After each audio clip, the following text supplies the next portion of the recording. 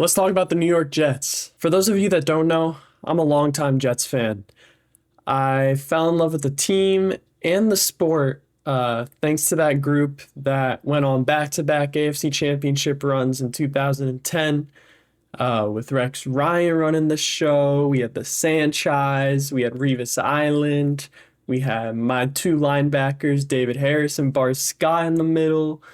We had Brick, Mangold, Woody on the O-line, Sean Green at running back. Shout out to him.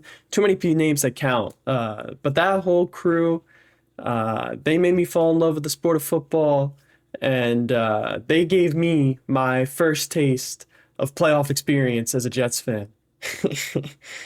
That is also the last taste of playoff experience I have had as a Jets fan, because it's been 15 years, and not once since those 2010 runs has this team made the playoffs. I was 8 years old when those two runs happened.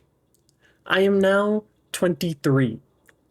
I was in third grade, and now I've been working full-time with a master's degree in college for a year. That's how long it's been. I've lived through this era, this era, this fucking era, the Zach Wilson era, and most recently, the Aaron Rodgers era. Hey, us Jets fans, we've seen it all, man. We really have, especially the last two seasons, which have been a ride in themselves. But now, new faces are in. Okay. But now the new faces are in at all the main spots, with AG taking over as head coach, Maui at GM, Justin Fields at quarterback. And so the page is turned. And I think it's a very interesting season coming up for the Jets. Not necessarily from a success standpoint, because I think most of us are not expecting the draft to get snapped this year, but very much so from a tone-setting one. And that tone-setting has already started because the Jets have already done something that they have basically not done at all over the course of this 15-year playoff drought. And that's signing their first-round picks to second contracts. I mean, look at this, man. This is every single Jets first-round pick since 2010. And not a single one of them got a second contract right away. I mean, Muhammad Wilkerson did, but he got franchise tagged first. But I mean, you got Sheldon Richardson, who was traded. D. Milliner, let's not talk about him. Calvin Pryor, oh my God. Leonard Williams was traded to the Giants. Darren Lee. Jamal Adams was traded to the Seahawks. Sam Darnold got canned for Zach Wilson. Quinn Williams we'll get back to in a sec. Mekhi Becton ended up going to Philly. It goes on and on. Zach Wilson. Obviously, we know the story there. And so, yeah, aside from Quinnen, literally no first rounder got a second contract with the Jets, which says a lot about their player development and retention. But when Maui and Aaron Glenn came in, they are fortunate enough to have two bona fide first round talents that have come in and shined in New York for 3 years, which is obviously Sauce and Garrett Wilson. And this time, there was no messing around. They've been signed immediately to rookie extensions, which is something that we've not really seen the Jets do for the better part of 15 years. In fact, the last time they did that with a group of players, you'd have to go back to, the last time that they made the AFC Championship, which was with Revis, Mangold, and Brick. And so between those two guys, plus Quinnen, plus likely Elijah Vera Tucker on the way, maybe Jermaine Johnson's extension on the way too, if he's all right after his ACL, there's a lot of talent now getting second contracts. And so there's obviously still a lot of holes that need addressing for this team, but for setting the tone, rewarding your talent with second contracts is a good start to establishing a culture that, to be honest, has not really been there for the better part of 15 years. But there are still a lot of holes or places that need answers, and the biggest one is at quarterback, where Justin Fields now runs the show. And I like the flyer for the Jets. They didn't have that high a draft pick. It wasn't a great quarterback class. So trying to, find the life in a former first round talent elsewhere who's shown flashes is not a bad move. Jets fans, I'm sure, are used to it. But this is a bit of a tougher situation than Seattle and Minnesota were. Because the supporting cast, while the star power is there is some room for improvement. I mean, just name the Jets' second wide receiver. Do you know? You probably don't. And if you do, and if your answer is Alan Lazard, congratulations, you're right. But how good do you feel about that answer? Yeah. Well, you know what? Actually, maybe the answer is actually Mason Taylor, or the second round rookie tight end that the Jets have drafted, who has a lot of room to just squeeze up volume in this offense right behind Garrett Wilson. You know what? I'm gonna apologize for that one. It might be Mason Taylor. It might be Mason Taylor. Nonetheless, the unprovenness is there, which speaking of is also true in the O line, where the Jets have made a concerted effort to try and fix this problem over the last 2 years. Back to back first round tackles. You put that together with AVT in the middle, if he can stay healthy, Simpson, Tippmann. I mean, the infrastructure's there now for the Jets to finally fix this and not have a bottom 10 O line for the first time in a while. But it's just a matter of if they've drafted right. Did you draft the right tackles? Because if they did, I think they should be able to show a lot of improvement there, assuming health, of course. Then you have the running back situation. I think I love Brees Hall from his first couple years, but obviously last year had a bit of a down year. Did not have that same explosive run rate. His yards after contact was a bit lower than years past.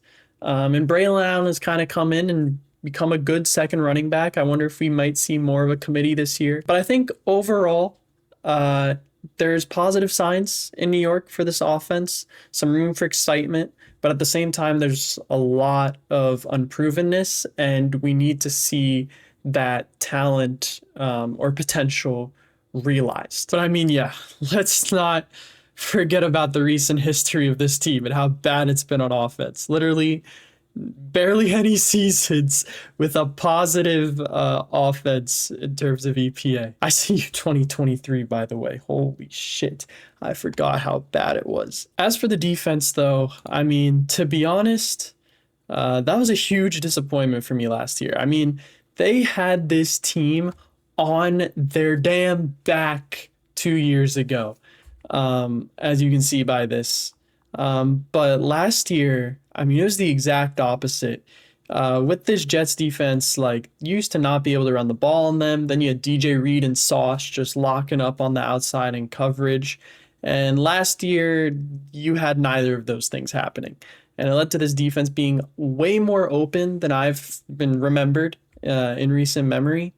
And it was a big part of the reason why the Jets just did not live up to their full potential. And so a bounce back is absolutely needed. There's a lot of pressure on Aaron Glenn for that, though, because personnel-wise, the Jets, didn't really do much inspiring things in that regard. They obviously let go of CJ Mosley, DJ Reed departed, a couple other guys on the line in the safety room. And the Jets kind of replaced them with 1 year stopgap flyer type options, but definitely nothing proven in that regard. I think Brandon Stevens is the new corner. He's coming off a down year in Baltimore. I think they got Cisco from Jacksonville at safety, but he's been very up and down. So the personnel is mostly like a net neutral, maybe even worse than last season, you could argue. And so it's a lot on Aaron Glenn to kind of revitalize this defense with his own scheme, which obviously did a lot for Detroit, given what he did with that defense and all their injuries. But analytically, the defense in Detroit was not, as exceptional, albeit the injuries obviously played a role in that.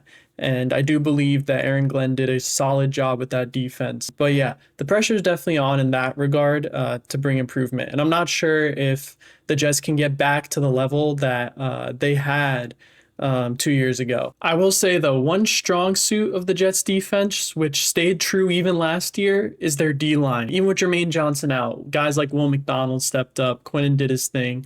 They were still top 10 in pass rush win rate and run stop win rate last season. And with Jermaine Johnson coming back, Will McDonald entering his third year, There's a lot more pressure on those main guys' shoulders because I think the depth of the Jets pass rush isn't what it was in past seasons back when they had like Bryce Huff around. But those guys are very key to keeping the strength of what the Jets defense is right now. All right, so how do I think this Jets season's gonna go? I don't think the playoff drought is gonna get snapped this year. There's way too much proven talent in the AFC.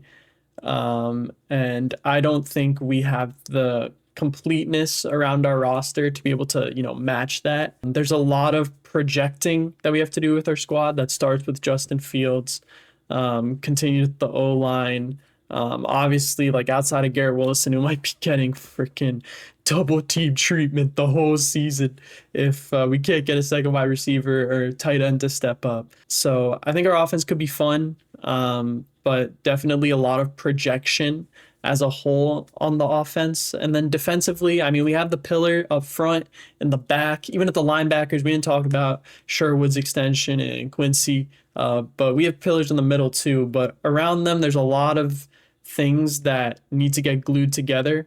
And those things are not like glued in my mind entering the season. But that's not the goal this year. The goal is to set the tone and establish a culture under Aaron Glenn, who seems like a guy who can do that. And so if we can put ourselves in a position where we are able to develop some players, develop that O-line, if Fields can become something great. If not, we need to draft a quarterback and bottom out. Sure, go ahead. But yeah, if we're going to find those answers and put ourselves in a position where we're one offseason away from like real excitement about, reaching that postseason, I'd be content with that. It'd be sick though, if I'm wrong, because actually we're just so much better. Oh my God, that would be awesome. Like if Justin Fields lives up to his potential, and I will say, like, this is the first time in a minute where I'm actually like fully behind and like optimistic for my like the quarterback of the team. Even if it doesn't pan out, like I feel like I'm behind him. It'd be not sick though if I'm actually wrong because we turn out to be worse and we're just fucking shit. Yeah, that would suck. That would suck. Ironically, I believe both outcomes are like very possible though. Like we could bottom out and be 4-13, or like we could be a very stingy 7-10, 8-9, even 9-8 with what our schedule is like this season. I don't know. There's a wide range of outcomes. Let's hope it's a good one though. Let's hope it's a good one.